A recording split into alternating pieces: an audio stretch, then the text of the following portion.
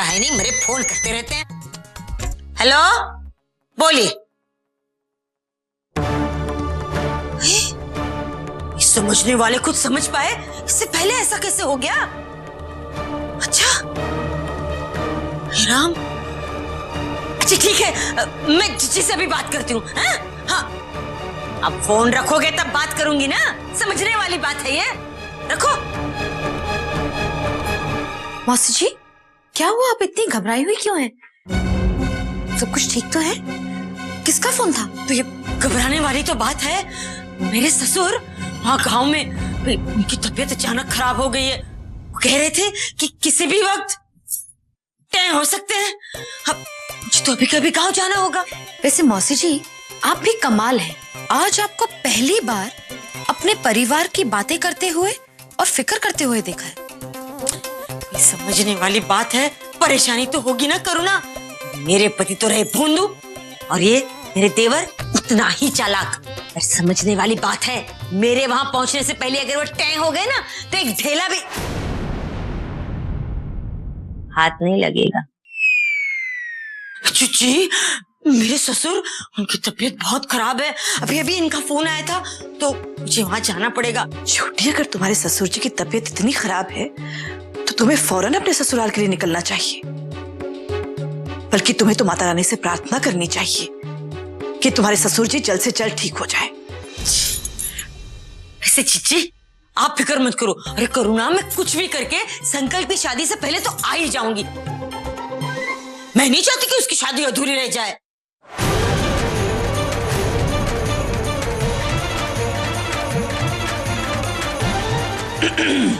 मेरे बिना? हाँ? ठीक है, मैं तुम्हारे जाने का बंदोबस्त करती हूँ। आ जाऊंगी करुणा संकल्प की शादी तक। मौसी जी, आप बिल्कुल चिंता मत कीजिए, सब ठीक हो जाएगा। मैं अभी आती हूँ।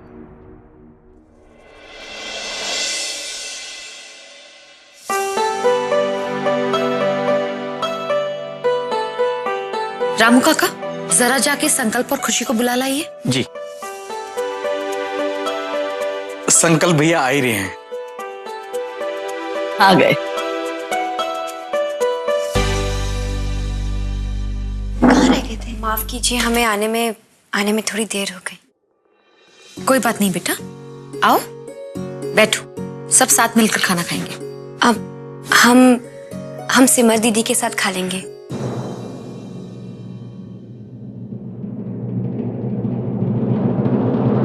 वैसे माता जी, मौसी जी कब तक अपने गांव पहुंच जाएंगे? सुबह 7 बजे तक पहुंच जाना चाहिए। वैसे मैंने कहा था छोटी को कि ससुराल पहुंचते ही मुझे फोन कर दे, पर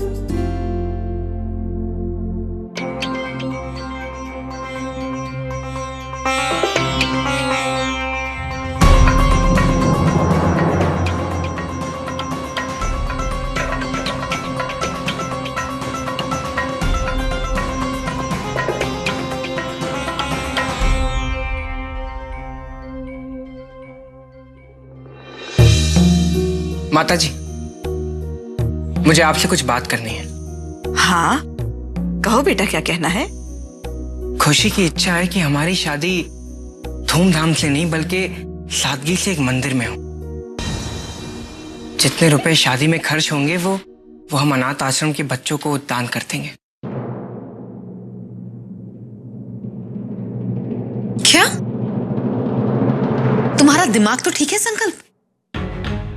तुम्हें पता है तुम क्या कह रहे हो? हाँ माँ, मुझे पता है मैं क्या कह रहा हूँ और मैं भी यही चाहता हूँ। चुप करो संकल्प, बड़े आए चाहने वाले। भारद्वाज परिवार के सबसे छोटे बेटे की शादी है, कोई मजाक तो नहीं है। ऐसे कैसे मंदिर में शादी कर लेंगे?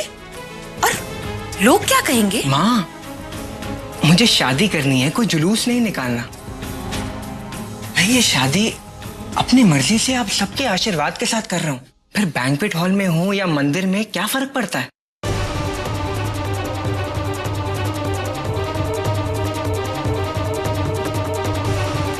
इतना दिखावा क्यों माँ? संकल्प, ये दिखावा नहीं है। समाज के कुछ रीति रिवाज होते हैं और फिर आखिर मेरी भी तो कुछ तमन्ना है। करुणा बहू, एक मिनट।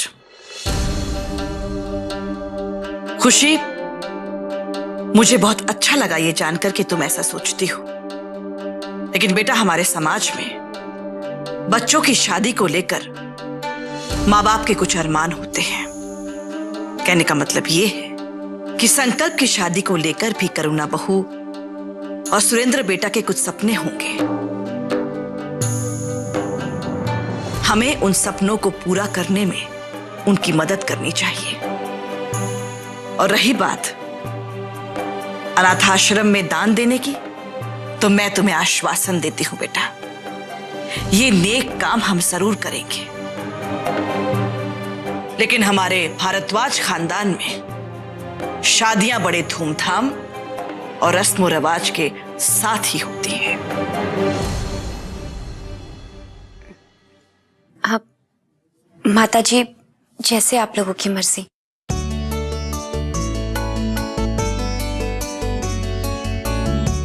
अरे रोली जी, हम तो आपको एक बात बताना ही भूल गए। आपके एग्जाम तो ठीक हमारी शादी के अगले दिन है ना?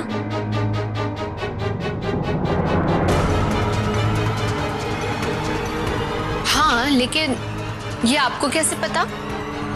वो हमने एक न्यूज़पेपर में पढ़ा कि बीकॉम फर्स्ट ईयर के एग्जाम 14 तारीख से है, यानी कि हमारी शादी के दूसरे दिन। रोली बेटा, तुम्हारी परीक्षाएं सर पर है और तुमने हमको बताया तक नहीं। माता जी, वो मैं सोच रही थी कि इस बार के एग्जाम्स में ना दूं। एग्जाम नहीं दूंगी? लेकिन क्यों? माता जी, एक तो घर में शादी है तो बहुत सारा काम भी होगा ना, और इस सब में अपनी जिम्मेदारी छोड़कर मैं एग्जाम्स की तैयारी कैसे कर सकती हूँ? अब एग्जाम्स का क्या है, वो तो बाद में भी दे सकती हूँ ना।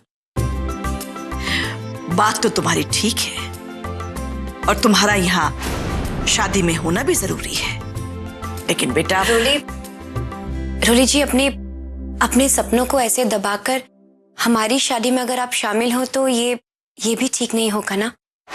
आपके अपने भी सपने हैं, और सिर्फ हमारी शादी की वजह से आपको अपने सपनों को तोड़ना नहीं चाहिए।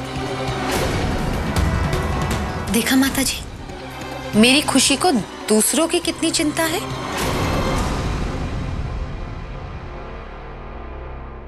खुशी, इस वक्त मेरे लिए मेरे सपनों से ज्यादा जरूरी संकल्प भैया की शादी है और इस घर की ओर मेरी जिम्मेदारी। इस लड़की की वजह से ये प्लान तो फेल होता दिखाई दे रहा है। क्या करूं? कुछ सोच बिल्लो रानी। माता जी, आप ही समझाइए ना रोली जी को। अरे हमारी शादी की वजह से वो अपनी साल भर की मेहनत ऐसे बर्बाद नहीं कर सकती। खुशी, सचमुच ये देखकर अच्छा लगा कि तुम्हें सबका ख्याल है।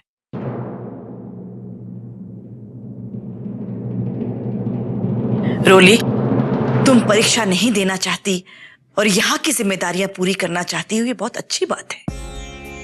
लेकिन रोली, हम सबकी भी तुम्हारी तरफ कोई जिम्मेदारी है। हम नहीं चाहते कि तुम्हारा ये साल बर्बाद हो, क्योंकि पिछली परीक्षा भी तुमने नहीं दी थी।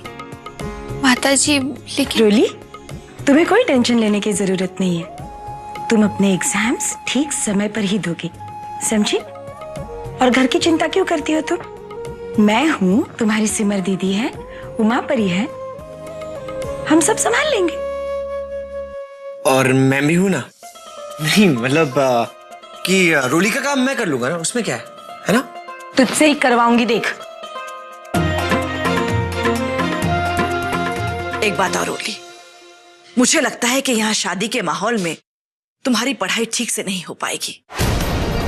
मैं चाहती हूँ कि तुम वृंदावन जाओ, वहां आराम से पढ़ाई करो और अपनी परीक्षा दो।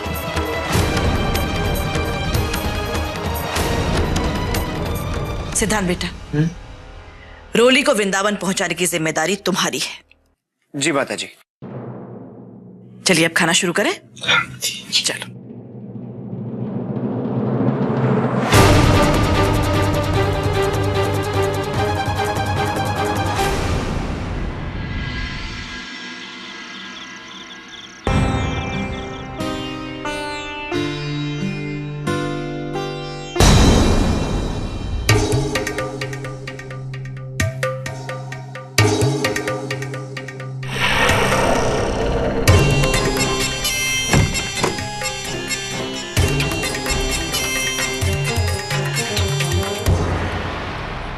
रोली जी, क्या हम अंदर आ सकते हैं?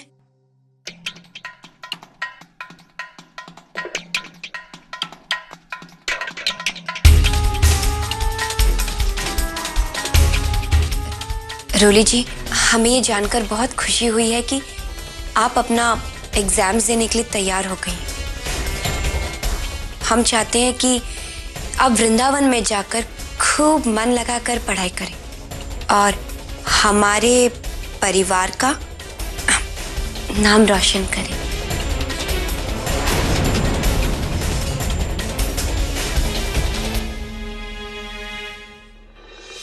लगता है रोली जी आप हमसे नाराज हैं। अच्छा ठीक है, हम ऐसा करते हैं, हम आपकी जरा मदद कर देते हैं। वैसे भी आप इतने दिनों के लिए जा रही हैं, कहीं कुछ छूट गया तो अच्छा नहीं होगा ना। इतने दिनों के लिए मतलब? खुशी, मैं सिर्फ कुछ दिनों के लिए जा रही हूँ, हमेशा के लिए नहीं। हाँ, और इन्हीं कुछ दिनों में हमारी शादी भी हो जाएगी और आप नहीं रहेंगे। सच में हम आपको बहुत मिस करेंगे रोली जी। हम आपको ना अपनी बहन जैसा मानते हैं, लेकिन पता नहीं क्यों आप हमेशा हमें गलत समझती हैं। और आप ही देखिए ना, जितनी बार आपने हमें गलत साबित करने की कोशिश की, हमारा तो कुछ नहीं हुआ। खामखा आप ही को परेशानी उठानी पड़ी। खुशी, एक बात कहूं, सच्चाई कितने ही परतों में क्यों ना छिपी हो, एक ना एक दिन सामने आ ही जाती है। और जब सामने आती है तो उस दिन झूठ किसी को मुंह दिखाने के लायक नहीं रहता। बिल्कुल सही रोली जी, लेकिन अगर सच को सामने आने में ज्यादा वक्त लगा ना तो झूठ ही सच लगने लगता है।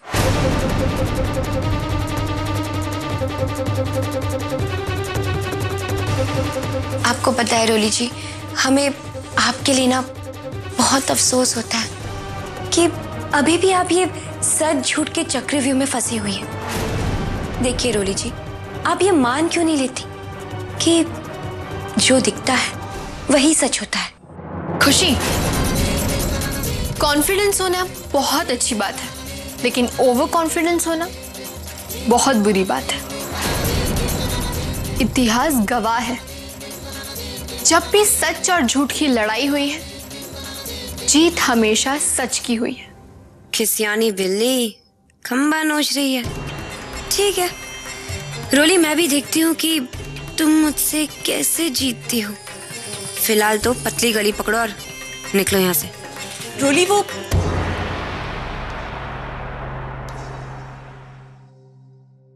सारी तैयारी हो गई? अच्छे से पैकिंग कर ली है ना? हाँ दीदी, हम यहाँ इनकी मदद करने के लिए आए थे।